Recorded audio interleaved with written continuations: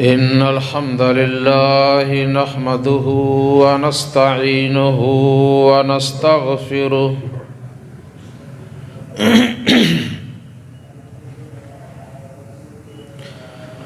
ونعوذ بالله من شرور أنفسنا ومن سيئات أعمالنا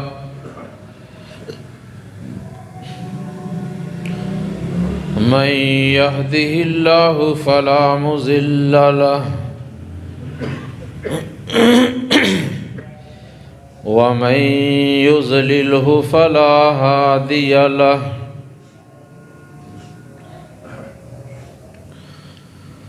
وأشهد أن لا إله إلا الله وحده لا شريك له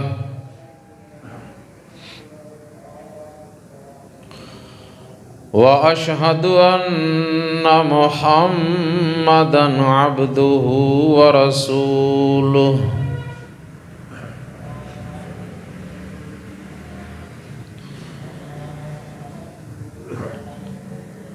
أما بعد فإن خير الحديث كتاب الله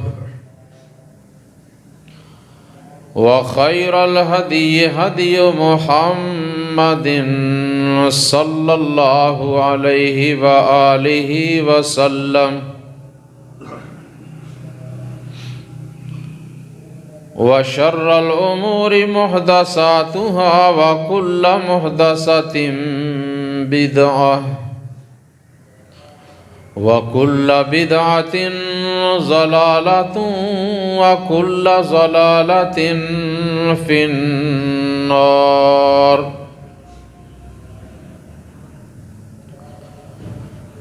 اللهم صل على محمد وعلى آل محمد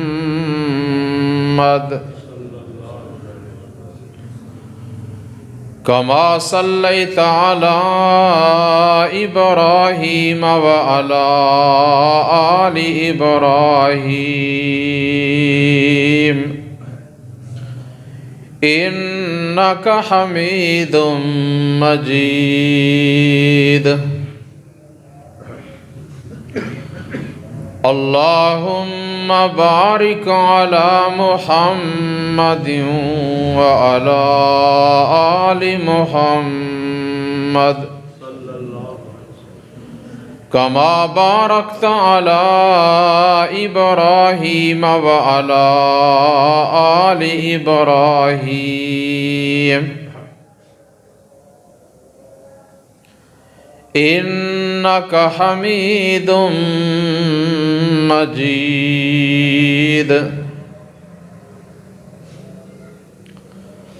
رب اشرح لي صدري ويسر لي أمري واحلل عقدة من لساني يفقه قولي رب زدني علما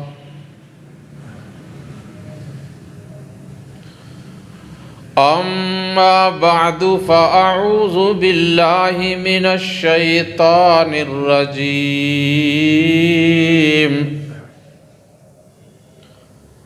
بسم الله الرحمن الرحيم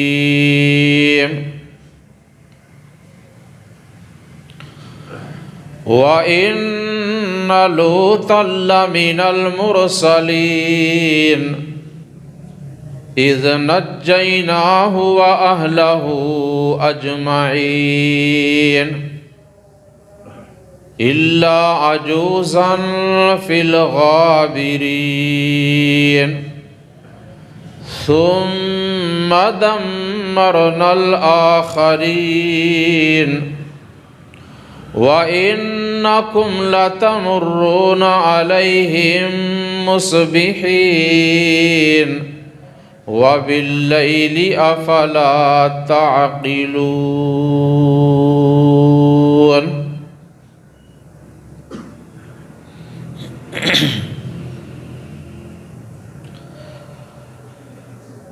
تمام قسم کی حمد و ثنا اللہ مالک الملک ذوالجلال والاکرام کے لیے بے شمار لا تعداد درود و سلام امام کائنات سید المرسلین خاتم النبیین رحمت للعالمین حضرت محمد مصطفیٰ احمد مجتبیٰ صلی اللہ علیہ وآلہ وسلم کی ذات اقدس و مقدس پہ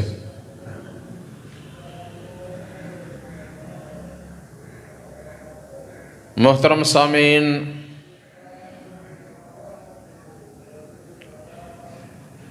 اللہ تبارک و تعالی نے قرآن کریم کے اندر بطور عبرت اور برائے اصلاح معاشرہ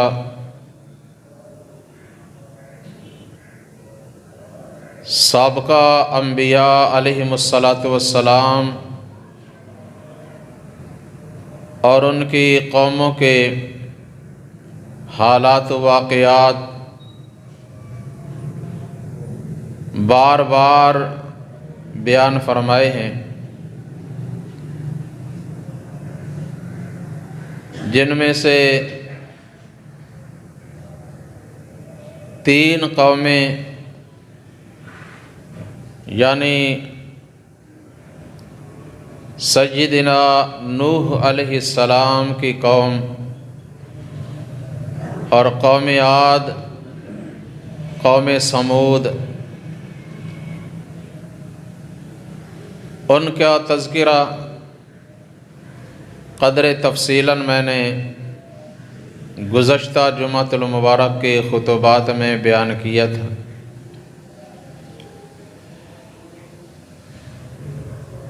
ان کے بعد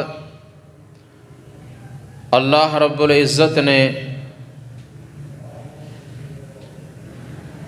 ایک اور قوم کا ذکر کرتے ہوئے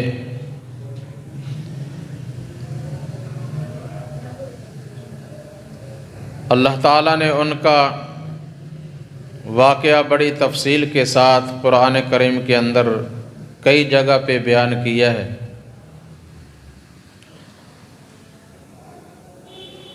جو کہ قوم لوط کے نام سے مشہور ہے۔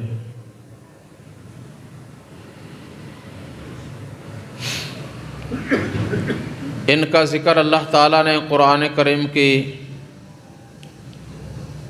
سورہ الصافات، سورۃ العنکبوت، سورہ اعراف، سورہ ہود، سورۃ الحجر، سورہ الشعراء، سورۃ النمل اور سورہ القمر میں بار بار مختلف انداز میں بیان کیا ہے۔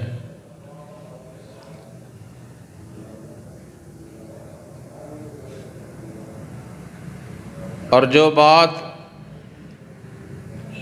بڑی اہم ہو، جسے سمجھانا مقصود ہو اور دوسروں کو اس کی طرف توجہ دلانا مقصد ہو، تو اسے بار بار تکرار سے بیان کیا جاتا ہے کہ کسی نہ کسی طریقہ سے بات سننے والوں کی یا پڑھنے والوں کی سمجھ میں آ جائے۔ تو اسی طرح اللہ فرماتے ہیں وَصَرَّفْنَا الْآيَاتِ لَعَلَّهُمْ يَرْجِعُونَ، جو لوگ اپنے رب کا راستہ چھوڑ کر بھٹکے ہوئے ہیں، بھولے ہوئے ہیں، در در کی ٹھوکریں کھا رہے ہیں،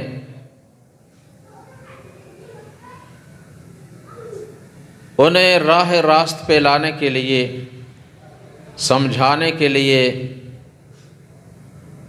یاد دلانے کے لیے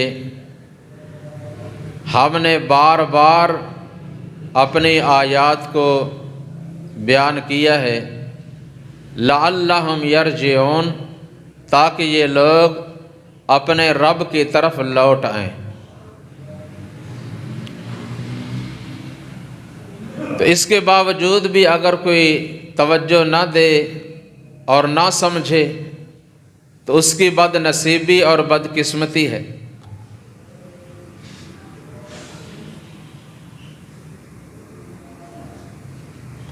سیدنا لوط علیہ السلام اللہ کے خلیل، جد انبیاء حضرت ابراہیم علیہ السلام کے بھتیجے تھے،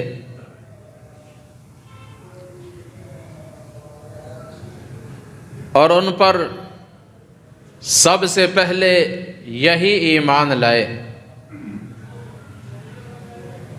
جیسا کہ اللہ فرماتے ہیں فآمن لہ لوط وقال انی مہاجر الی ربی۔ ابراہیم علیہ السلام پر لوط علیہ السلام ایمان لائے،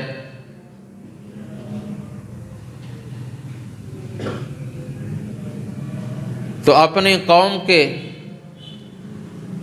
سخت رویہ سے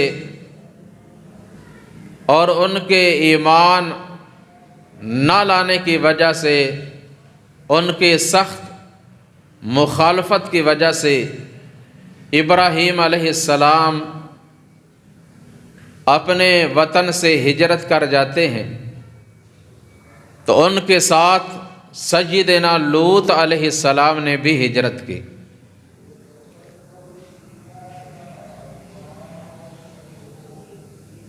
عراق کے شہر بابل سے ہجرت کر کے فلسطین پہنچے،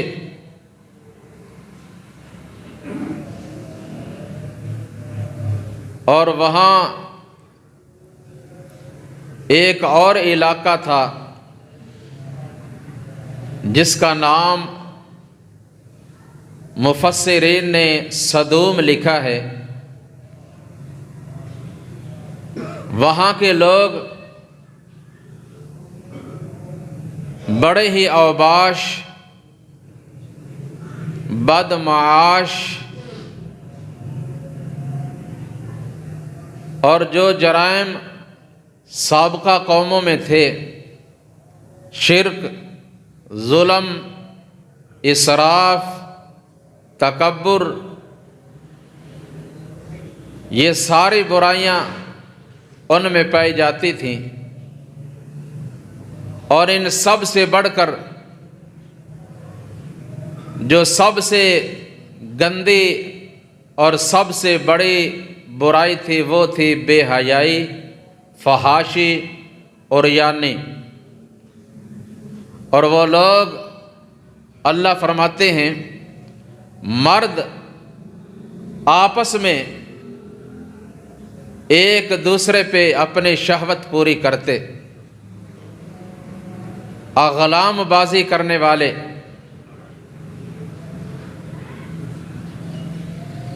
یہ بہت بری اور بڑی گندی برائی اور بے حیائی ہے۔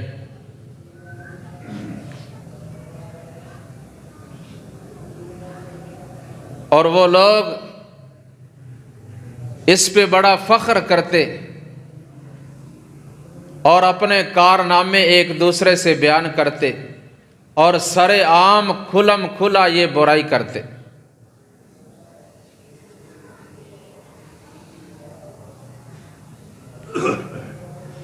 تو اللہ رب العزت نے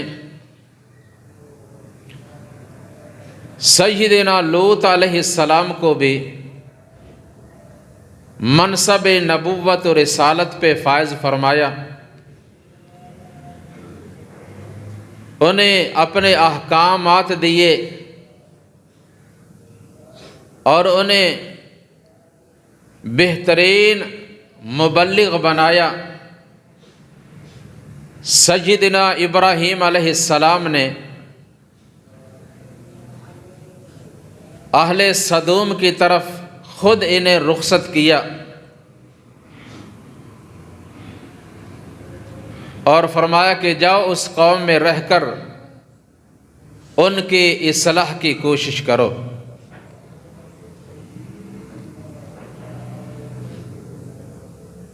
تو سیدنا لوط علیہ السلام اپنی قوم کے پاس آئے اور ان کو بڑے نرم لہجے سے، بڑے اچھے انداز میں دعوت دی،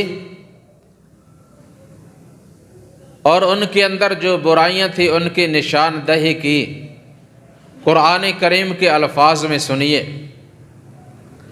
اللہ فرماتے ہیں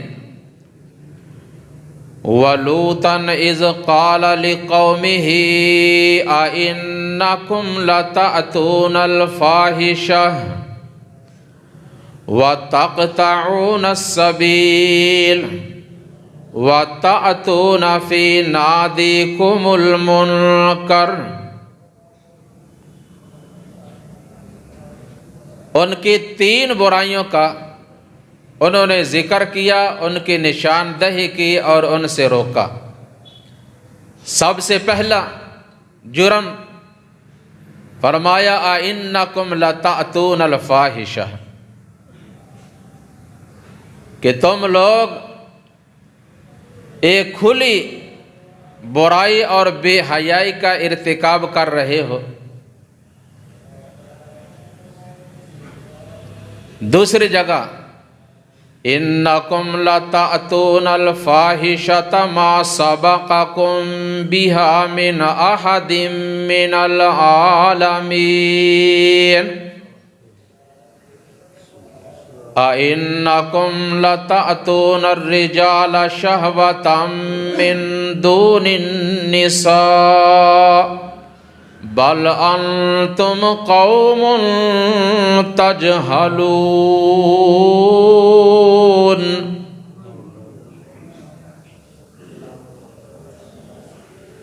کہ تم نے ایک ایسی بے حیائی اور برائی کا آغاز کیا ہے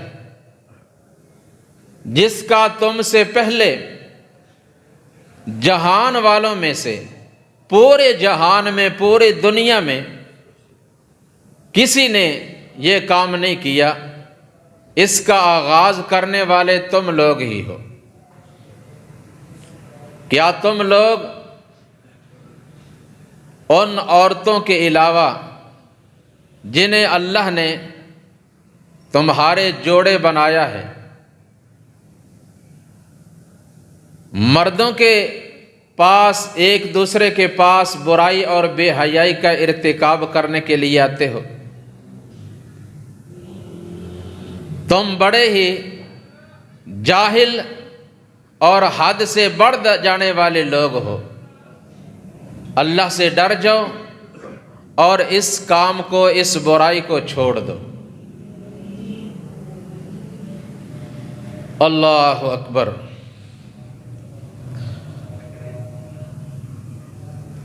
اللہ سبحانہ و تعالی نے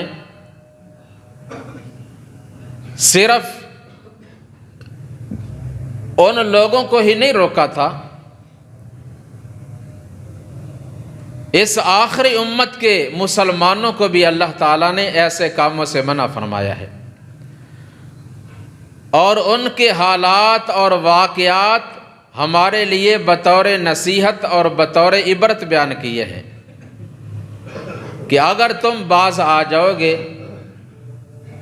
ہماری اور ہمارے نبیوں رسولوں کی بات مان کر عمل کر لو گے تو ہم تمہیں اسی طرح بچا لیں گے جیسے ہم نے ان ایمان والوں کو بچایا تھا جو ہمارے نبیوں پہ ایمان لائے تھے، ورنہ تمہارا حشر، تمہارا انجام بھی وہی ہوگا جو ان لوگوں کا ہوا تھا جو ایمان نہیں لائے تھے اور اپنی برائی اور بے حیائی نافرمانی پہ اڑے رہے۔ اللہ کریم نے پوری انسانیت کو مخاطب کیا۔ سورۃ الاعراف میں سیدنا آدم علیہ السلام اور ابلیس کا تذکرہ بیان کرنے کے بعد جو آپ پہلے کئی بار سن چکے ہیں،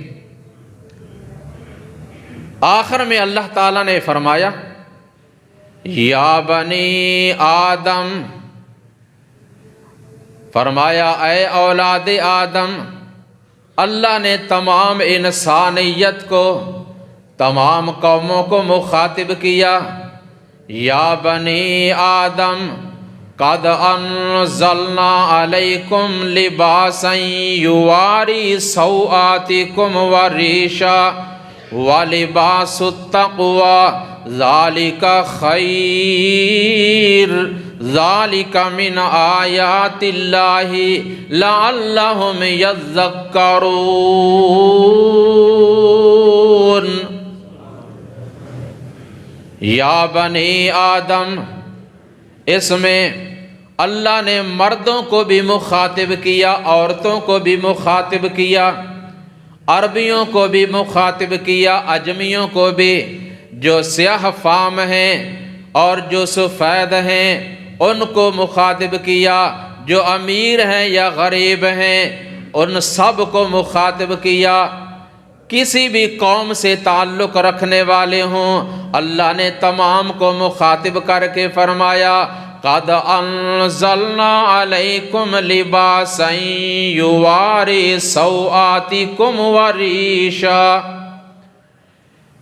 فرمایا سنو لوگو، ہم نے تمہارے لیے لباس اتارا، اگرچہ یہ لباس سلا ہوا بنا ہوا آسمان سے نہیں اترا، اس کے تمام تر جو اسباب ہیں جس سے یہ لباس تیار ہوتا ہے وہ ساری چیزیں اللہ کے حکم سے تیار ہوتی ہیں۔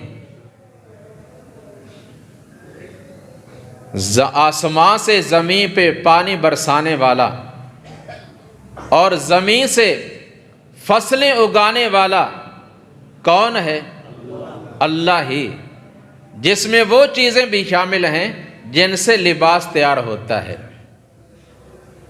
اور یہ لباس بنانے کا، سلائی کرنے کا طریقہ اور سلیقہ سکھانے اور سمجھانے والا بھی اللہ ہی ہے، اور لباس کو پہننے کا حکم بھی اسی نے دیا ہے۔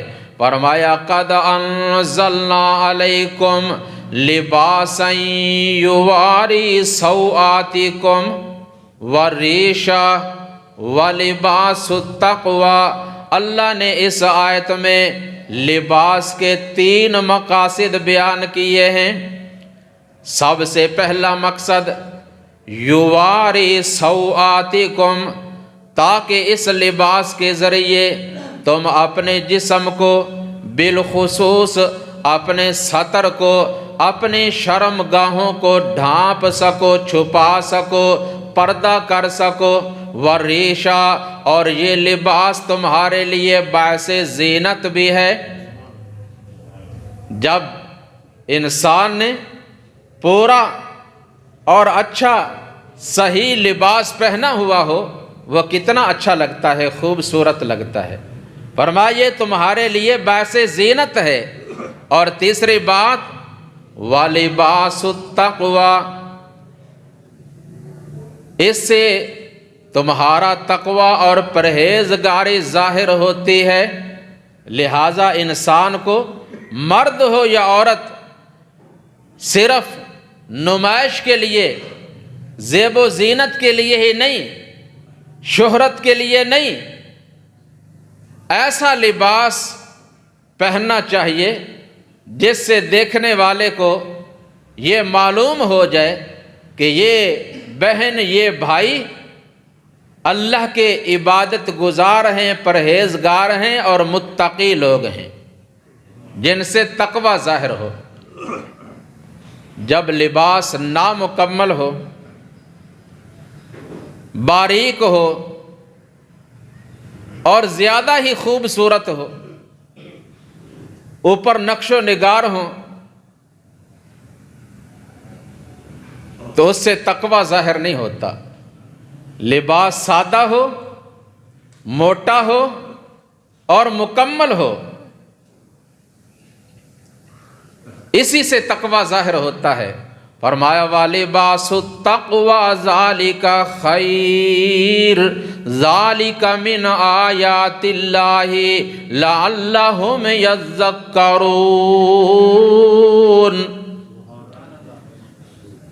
تقوی والا لباس، پورا صحیح لباس پہننا ہی تمہارے لیے بہتر ہے، اسی میں خیر ہے۔ اور بالخصوص اللہ تعالیٰ نے سورۃ الاحزاب میں خواتین کو، مسلمان عورتوں کو جہاں پردہ کرنے کا حکم دیا کہ جب بھی وہ گھروں سے باہر نکلیں اپنا پورا جسم چھپا کر نکلا کریں، یہی ان کے لیے بہتر ہے، اور ایسا کرنے سے وہ جو شریر لوگ ہیں، منافقین لوگ ہیں، ان کے شر سے محفوظ رہیں گی۔ فرمایا یا ایھا النبی قل لازواجک وبناتک ونساء المؤمنین یدنین علیہن من جلابیبہن ذالک ادنی ان یعرفن فلا یؤذین وکان اللہ غفورا رحیما۔ فرمایا اے میرے محبوب پیغمبر جناب محمد صلی اللہ علیہ وسلم، آپ اپنی بیویوں کو، بیٹیوں کو اور تمام مسلمان عورتوں سے فرما دیں، ان سے کہہ دیں کہ جب بھی وہ باہر نکلیں اپنا پورا جسم چھپا کر نکلا کریں، موٹی چادر اپنے اوپر اوڑھ کر نکلا کریں، تاکہ ان کی پہچان ہو جائے، پتہ لگ جائے کہ یہ ایماندار اور پرہیزگار عورتیں ہیں، متقی پرہیزگار عبادت گزار ہیں، اور جو اوباش، بدمعاش، غنڈے قسم کے لوگ ہیں ان کے شر سے محفوظ رہیں گی۔ تو خیر یہ ایک الگ عنوان ہے۔ اس کے بعد اللہ پھر فرماتے ہیں یا بنی آدم لا یفتننکم الشیطان کما اخرج ابویکم من الجنہ ینزع عنہما لباسہما لیریہما سوآتہما وقال ما نہاکما ربکما ينزع عنهما لباسهما ليريهما سوآتهما إنه يراكم هو وقبيله من حيث لا ترونهم إنا جعلنا الشياطين أولياء للذين لا يؤمنون۔ فرمایا اے انسانوں، اے مسلمانوں، اے بنی آدم، محتاط رہنا کہیں ابلیس شیطان تمہیں اس طرح اپنے رب کے راستہ سے ہٹا نہ دے جیسا کہ اس نے اس سے پہلے تمہارے ماں باپ کو جنت سے نکلوا دیا تھا۔ محتاط رہنا، یہ تمہارا پرانا ازلی دشمن ہے۔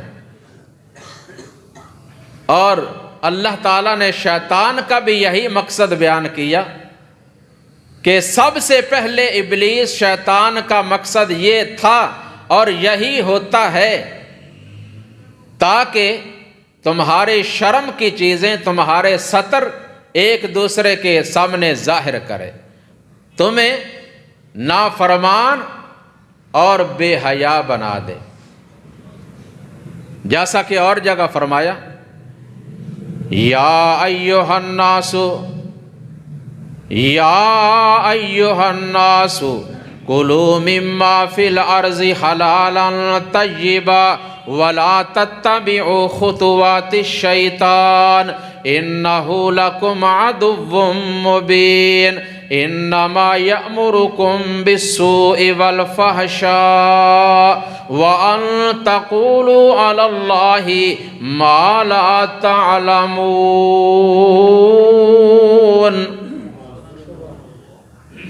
فرمایا اے انسانوں، اے تمام لوگوں، رزق حلال کما کر کھاؤ اور شیطان کے پیچھے مت چلو، وہ تمہارا کھلا دشمن ہے، وہ جب بھی تمہیں حکم دے گا اس کا حکم برائی اور بے حیائی کا ہی ہوگا۔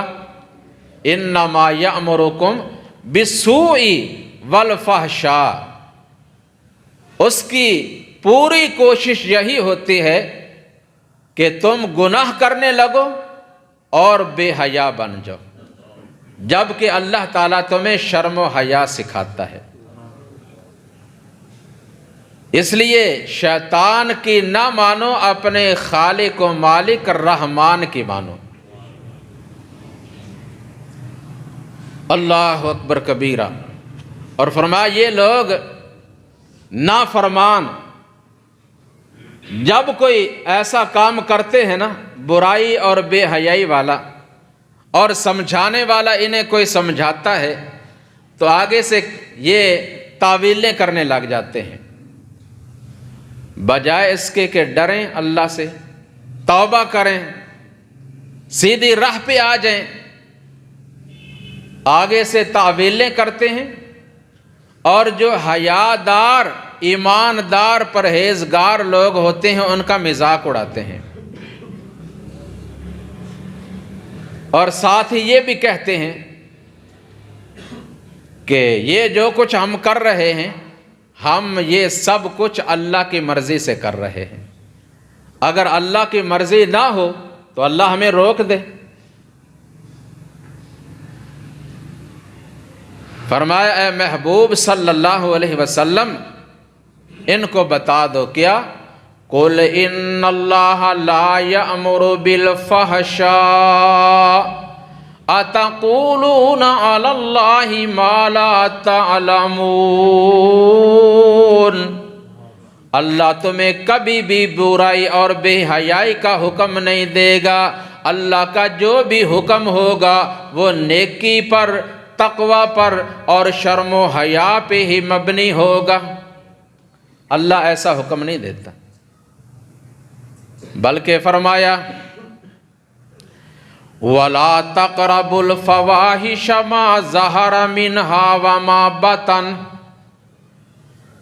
لوگو ہر قسم کی برائی اور بے حیائی سے الگ رہو، برائی اور بے حیائی کے قریب بھی نہ جانا، خواہ وہ ظاہر ہو یا باطن۔ یعنی بے حیائی والا کام، برائی والا کام نہ اعلانیہ کرو اور نہ ہی چھپ کر کرو۔ کس سے چھپو گے؟ کہاں چھپ کر جاؤ گے؟ لوگوں سے چھپ سکتے ہو، اللہ رب العالمین جو ہر وقت ہر جگہ پہ تمہیں دیکھ رہا ہے، اس سے کیسے چھپ سکتے ہو؟ اس لیے فرمایا وَلَا تَقْرَبُوا الْفَوَاحِشَ مَا ظَهَرَ مِنْهَا وَمَا بَطَنَ وَالْإِثْمَ وَالْبَغْيَ بِغَيْرِ الْحَقِّ وَأَن تُشْرِكُوا بِاللَّهِ شَيْئًا وَأَن تَقُولُوا عَلَى اللَّهِ مَا لَا تَعْلَمُونَ۔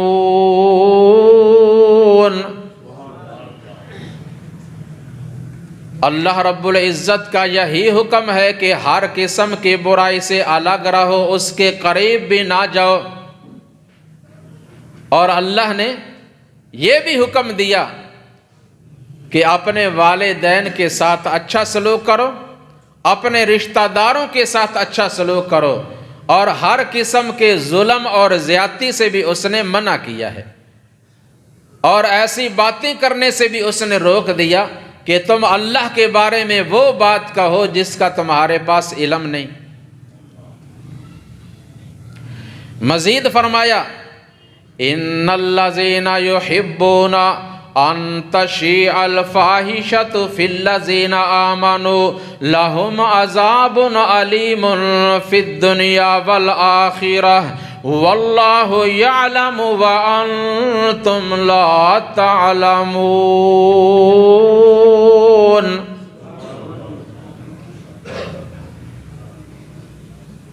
بے شک وہ لوگ جو چاہتے ہیں کہ ایمان والوں میں، مسلمانوں میں برائی اور بے حیائی پھیل جائے، عام ہو جائے، وہ برائی اور بے حیائی کو پھیلانا چاہتے ہیں، فروغ دینا چاہتے ہیں، اور ان کے پاس مختلف طریقے ہوتے ہیں،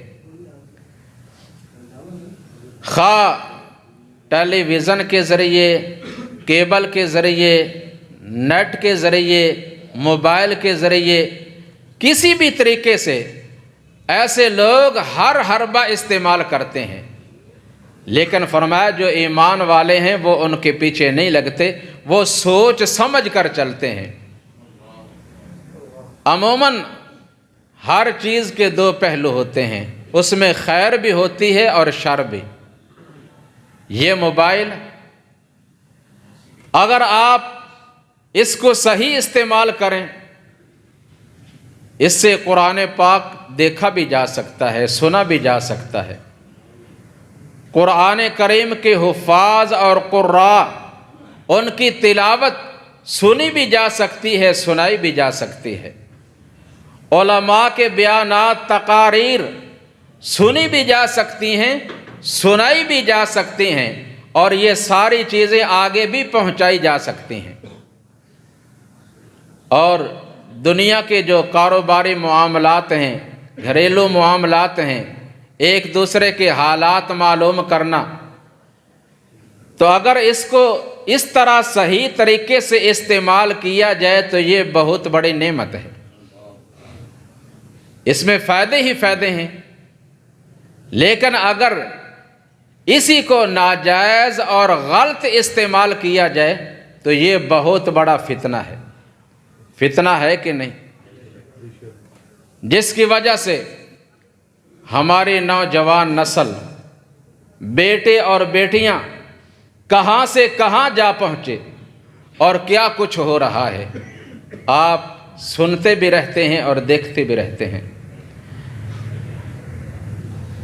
اس کی مثال یہی ہے کہ رات ہر روز آتی ہے،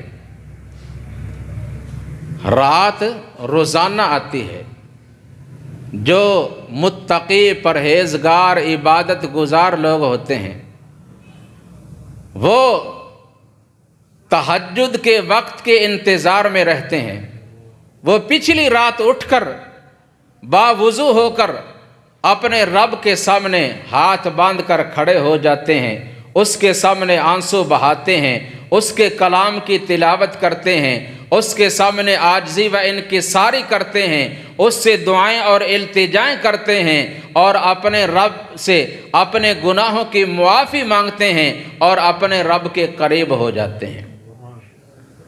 اور اسی رات میں ہی اس کے برعکس چور، ڈاکو اسی وقت کے انتظار میں ہوتے ہیں، کب وہ وقت آئے ہم دوسروں کا مال، ان کی عزت و آبرو کو لوٹیں۔ تو اس میں رات کا قصور تو نہیں ہے، رات گزارنے والوں کا ہے، چاہے وہ اچھائی کر لیں چاہے برائی کر لیں۔ فرمایا ان الذین یحبون ان تشیع الفاحشۃ فی الذین آمنوا لہم عذاب علیم فی الدنیا والآخرہ واللہ یعلم وانتم لا تعلمون۔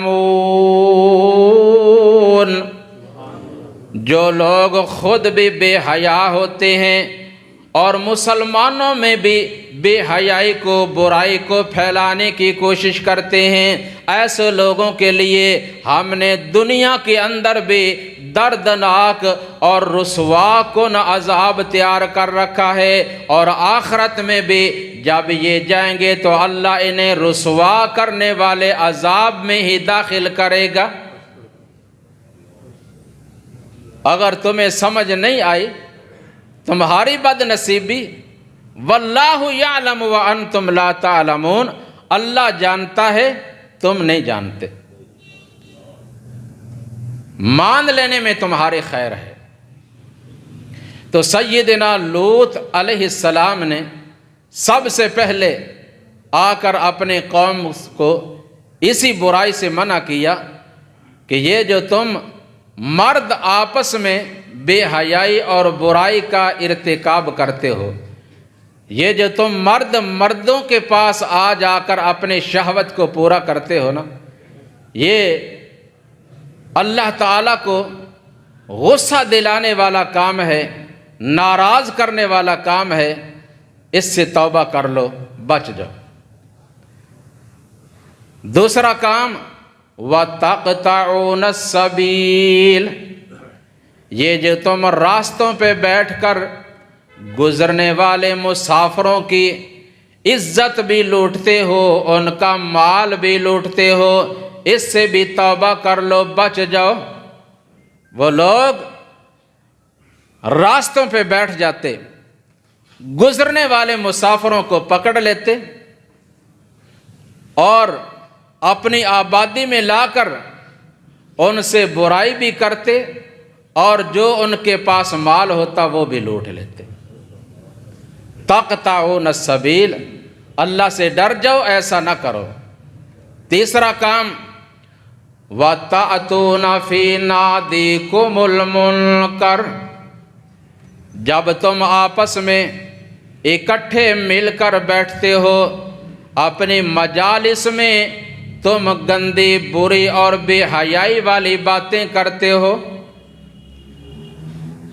ایک تو یہی جو ان کا پروگرام ہوتا، اور جو وہ کر چکے ہوتے اپنے کارنامے بیان کرنے، اور پھر اپنے اگلے پروگرام ایک دوسرے کے سامنے رکھنے۔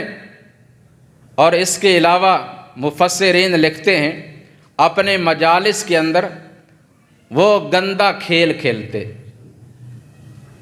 اور جانوروں کو لڑاتے۔ یہ سارے کام آج مسلمانوں کی مجالس میں بھی ہو رہے ہیں کہ نہیں؟ اکثر مجالس جہاں ہمارے بزرگ بھائی بیٹھتے ہیں، سموکنگ، غیبت، چغلی، اور پھر جانوروں کو لڑانا، تاش کھیلنا اور دوسروں کی عیب بیان کرنا، ایسی مجالس لگانے سے اللہ تعالیٰ نے اور اس کے رسول صلی اللہ علیہ وسلم نے منع فرمایا ہے۔ فرمایا لا خیر فی کثیر من نجواہم الا من امر بصدقۃ او معروف او اصلاح بین الناس وَمَن يَفْعَلْ ذَلِكَ ابْتِغَاءَ مَرْضَاتِ اللَّهِ فَسَوْفَ نُؤْتِيهِ أَجْرًا عَظِيمًا۔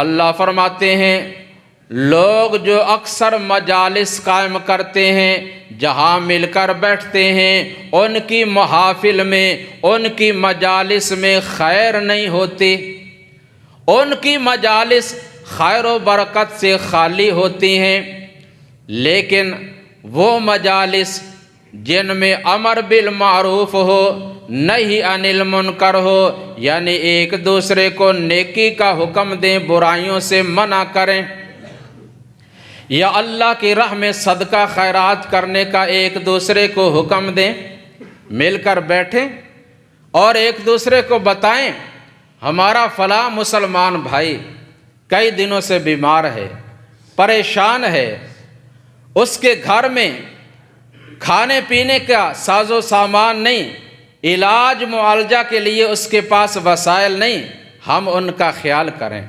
او اصلاح بین الناس، یا ایک دوسرے کو بتائیں کہ فلاں فلاں گھر اجڑے ہوئے ہیں، ایک دوسرے سے ناراض ہیں، روٹھے ہوئے ہیں، آؤ ان کو ملائیں، ایک جگہ پہ بٹھائیں اور ان کی صلح کروائیں۔ فرمایا ایسی مجالس میں خیر ہوتی ہے، اور جو لوگ ایسی مجالس قائم کرتے ہیں اللہ کو راضی کرنے کے لیے، ہم ان کو عن قریب بہترین اور بہت بڑا اجر عطا کریں گے۔ وَمَن يَفْعَلْ ذَلِكَ ابْتِغَاءَ مَرْضَاتِ اللَّهِ فَسَوْفَ نُؤْتِيهِ أَجْرًا عَظِيمًا۔ اور نبی اکرم صلی اللہ علیہ وسلم فرماتے ہیں جو لوگ اکٹھے ایک جگہ پہ بیٹھ تو گئے ہیں لیکن پورا وقت دنیاوی باتوں میں ہی ضائع کر دیا، کھیل تماشا میں لگے رہے، اپنی مجلس میں انہوں نے نہ تو اللہ کا ذکر کیا، نہ اللہ کے کلام کی تلاوت کی، نہ ایک دوسرے کو نیکی کا حکم دیا، نہ صدقہ خیرات کیا، اور نہ ہی اس کے پیغمبر پہ درود پڑھا۔ فرمایا ایسی مجلس قائم کرنے والوں کے لیے قیامت کے دن وبال جان بنے گی، ان کے لیے وبال بنے گی، یعنی پریشانی کا سبب۔ تو ہمیں اپنے مجالس جو ہیں ان کو صحیح کرنا چاہیے۔ سیدنا لوط علیہ السلام ان 3 باتوں سے اپنی قوم کو منع کرتے ہیں، سمجھاتے ہیں اور فرماتے ہیں اِنَّكُمْ لَتَأْتُونَ الْفَاحِشَةَ وَتَقْطَعُونَ السَّبِيلَ وَتَأْتُونَ فِي نَادِيكُمُ الْمُنكَرَ۔ اب آگے سے قوم کا جواب سنیے۔ قوم کے لوگ کیا کہتے ہیں؟ کہنے لگے لَئِن لَّمْ تَنْتَهِ يَا لُوطُ لَتَكُونَنَّ مِنَ الْمُخْرَجِينَ۔ اے لوط علیہ السلام ایسی باتیں نہ کیا کر، ہم جو کر رہے ہیں ہمیں کرنے دو، ہماری باتوں میں نہ آئیں، اگر آپ باز نہ آئے تو ہم تجھے اپنی بستی سے نکال دیں گے۔ لیکن سیدنا لوط علیہ السلام فرمانے لگے قال انی لعملکم من القالین، میں تمہیں اس حالت میں دیکھ کر چپ نہیں رہ سکتا، مجھ سے برداشت نہیں ہو سکتا، میری مجبوری ہے کہ میں تمہیں روکوں، اگر میں دیکھ کر خاموش رہوں تو جو عذاب تم پہ آئے گا مجھے ڈر لگتا ہے وہ عذاب کہیں مجھ پہ بھی نہ آئے دے۔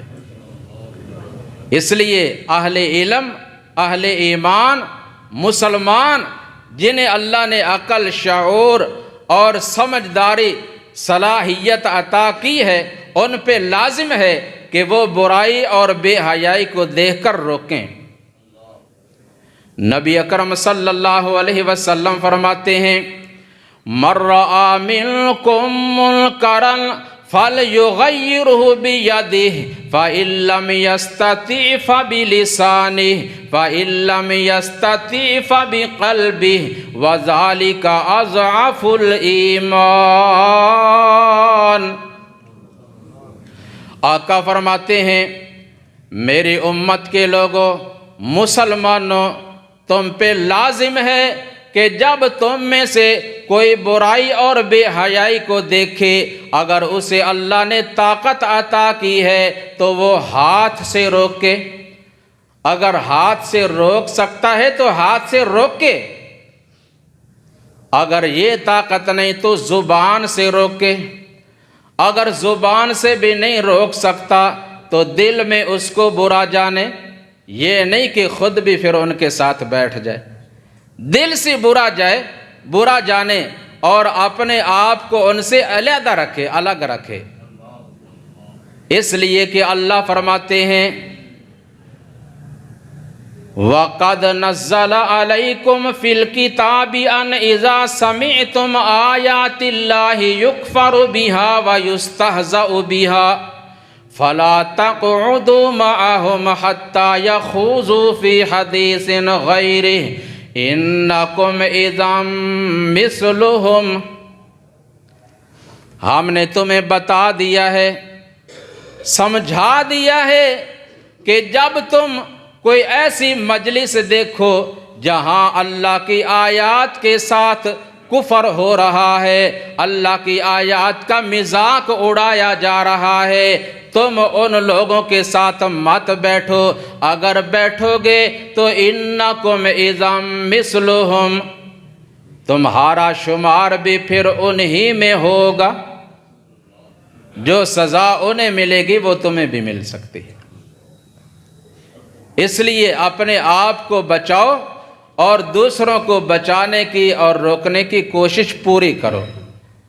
اور فرمایا دل سے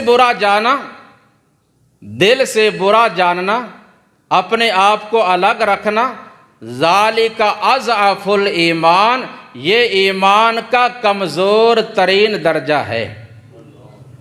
اور اس کے بعد کیا ہوگا؟ جو دل میں بھی برا نہ جانے ان میں شامل ہو جائے، اور جو وہ کر رہے ہیں وہ کرنے لگ جائے، تو پھر اس کا شمار ایمان والوں میں نہیں ہوگا۔ اللہ تعالی ہمیں اپنا ایمان صحیح کرنے کی توفیق عطا فرمائے۔ تو وہ انہوں نے آپس میں کہہ دیا اخرجوا آل لوط من قریتکم انہم اناس یتطہرون۔ یہ لوط علیہ السلام یہ اپنی باتوں کو نہیں چھوڑ رہا، ہمیں بار بار روکتا ہے، ٹوکتا ہے، ہمیں پریشان کرتا ہے، لہٰذا اس کو اور اس کے تمام ساتھیوں کو، اس کے اہل خانہ کو اپنی بستی سے ہی نکال دو۔ یہ خود پاک باز بنے پھرتے ہیں اور ہمیں ناپاک سمجھتے ہیں۔ جب یہاں تک بات پہنچ گئی اور انہوں نے یہ بھی کہہ دیا قالوا ائتنا بعذاب اللہ ان کنت من الصادقین، اے لوط ہم نہیں مانتے کہ تو نبی ہے، اگر واقعہ ہی تو اللہ کا نبی ہے تو جس عذاب کی بات کر رہا ہے وہ عذاب لے آ، عذاب لے آ، ہم نے اپنا کام نہیں چھوڑنا۔ اڑ گئے اپنی ضد پر اور دھمکی دی کہ ہم تجھے رجم کر دیں گے اور اپنی بستی سے نکال دیں گے۔ اب اللہ کے نبی بے بس ہیں، مجبور ہیں، بالآخر مجبور ہو کر اپنے رب کی بارگاہ میں دعا کی قال رب انصرنی علی القوم المفسدین، اے میرے رب، اے میرے پروردگار، یہ فساد کرنے والے جو لوگ ہیں میں ان کا خود مقابلہ نہیں کر سکتا، تو میری مدد فرما۔ نبی نے مدد کے لیے کسے پکارا؟ مدد کس سے مانگی؟ حالانکہ اللہ کے رسول ہیں۔ وَإِنَّ لُوطًا لَّمِنَ الْمُرْسَلِينَ، لوط علیہ السلام اللہ کے سچے رسولوں میں سے ایک رسول ہیں، تو خود مدد کے لیے کسے پکار رہے ہیں؟ اللہ کو۔ اور یہاں مسلمان مدد کے لیے کسے پکارتے ہیں؟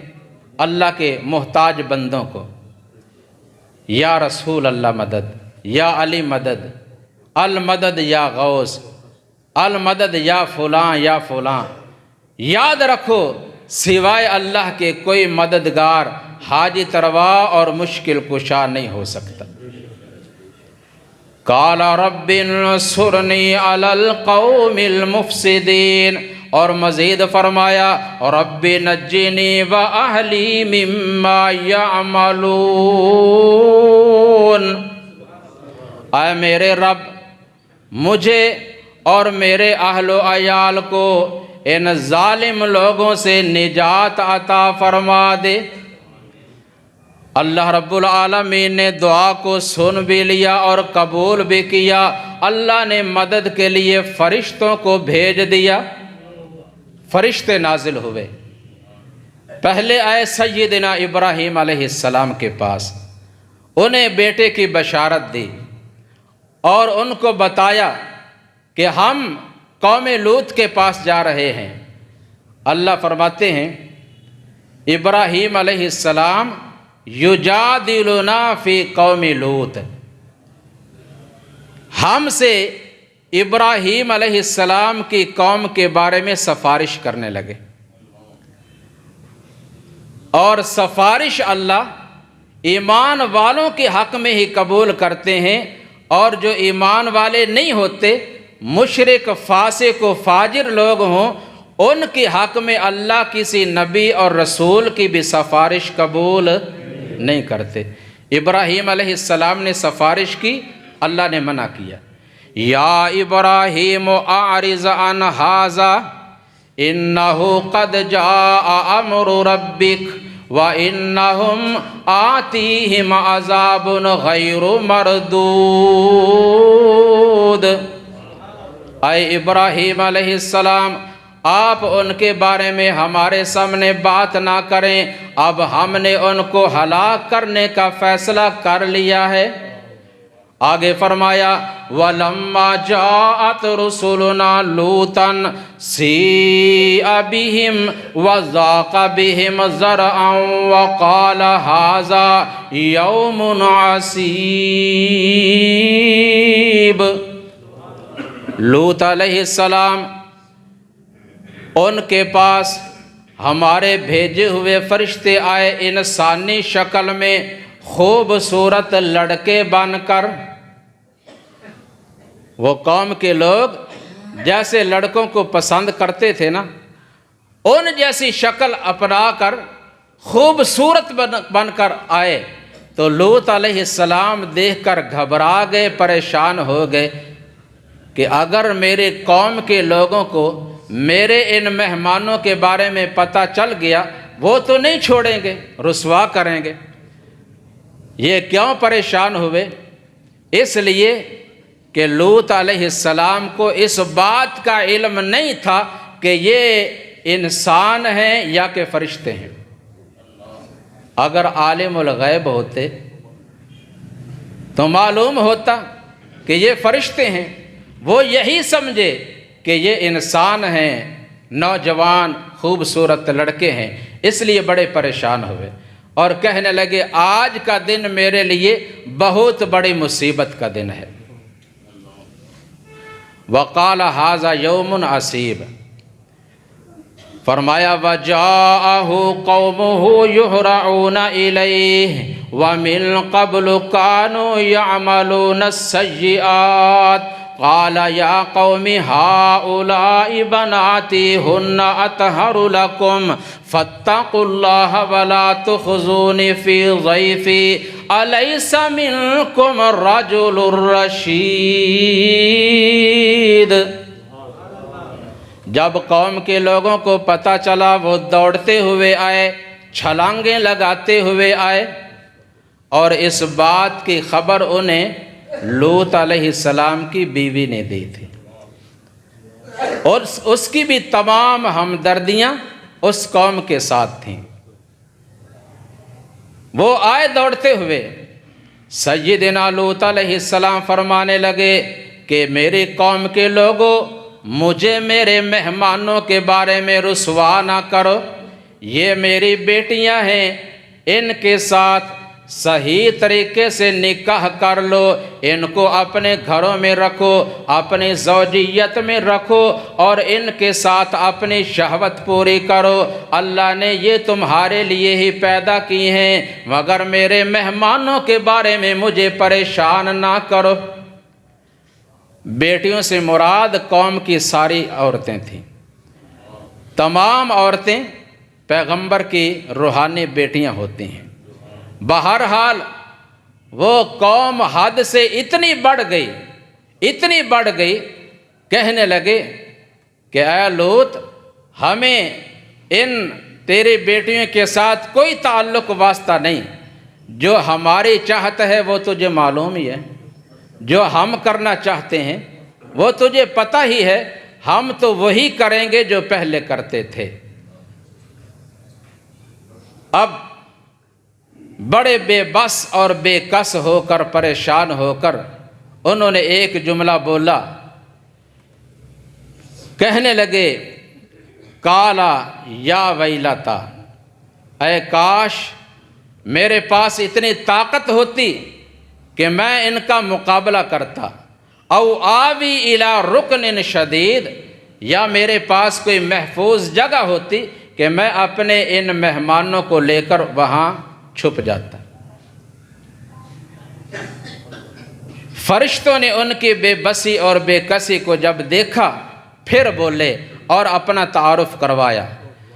قالوا یا لوط انا رسول ربک لن يصلوا الیک فاسر باہلک بقطع من اللیل ولا یلتفت منکم احد الا امرأتک انہ مصیبها ما اصابہم ان موعدہم الصبح الیس الصبح بقریب۔ اللہ کے پیغمبر اتنا پریشان نہ ہو، ہم انسان نہیں، ہم تیرے رب کے بھیجے ہوئے فرشتے ہیں۔ انہوں نے ہمیں کیا کہنا ہے، اب کے بعد یہ آپ تک بھی نہیں پہنچ سکتے۔ اب آپ کیا کریں، صبح ہونے سے پہلے راتوں رات خود بھی نکل جائیں اور اپنے ساتھ ایمان لانے والوں کو بھی اور اپنے اہل و عیال کو لے جائیں۔ صبح ہوتے ہی ان کا کام تمام ہو جائے گا، اور وہ صبح کوئی دور نہیں ہے، قریب ہی ہے۔ فرمایا فلما جاء امرنا جعلنا عالیہا سافلہا وامطرنا علیہا حجارۃ من سجیل منضود مسومۃ عند ربک وما ہی من الظالمین ببعید۔ جب عذاب کا وقت آیا ہم نے ان کی بستی کو زمین سے اٹھا لیا، آدھ آسمان تک لے جا کر الٹا کر کے گرا دیا، نیچے والا حصہ اوپر اور اوپر والا نیچے کر دیا، اور وہ تمام ہلاک ہو گئے۔ اور اس کے بعد ہم نے ان کے اوپر نوکیلے اور نشان زدہ پتھروں کی بارش برسا دی، اللہ، جو تہ بتہ لگاتار ان پہ گر رہے تھے۔ ہم نے ان کا تہس نہس کر دیا، ان کو غرق کر دیا، ہلاک کر دیا۔ وما ہی من الظالمین ببعید، اور فرمایا اب جو باقی ظالم لوگ زمین پہ بسنے والے ہیں ان کا واقعہ کوئی دور کی بات نہیں ہے، دیکھ سکتے ہیں۔ یا یہ عذاب جو ہم نے ان پہ بھیجا تھا یہ اب بھی ہمارے پاس ہے، یہ نہیں کہ ہمارے پاس وہ ہتھیار ختم ہو گئے ہیں، ہمارے پاس وہ ہتھیار اب بھی موجود ہیں۔ لہٰذا ان قوموں کے حالات و واقعات سے عبرت حاصل کریں، اپنی اصلاح کریں۔ اللہ تبارک و تعالی ہمیں اپنی اصلاح کرنے کی توفیق عطا فرمائے، ہمیں صراط مستقیم پہ چلنے کی توفیق عطا فرمائے، اور ہمیں ہر قسم کی برائی، بے حیائی، ناشکری، نافرمانی سے بچنے کی توفیق عطا فرمائے۔ سبحان ربک رب العزت عما یصفون وسلام علی المرسلین والحمد للہ رب العالمین۔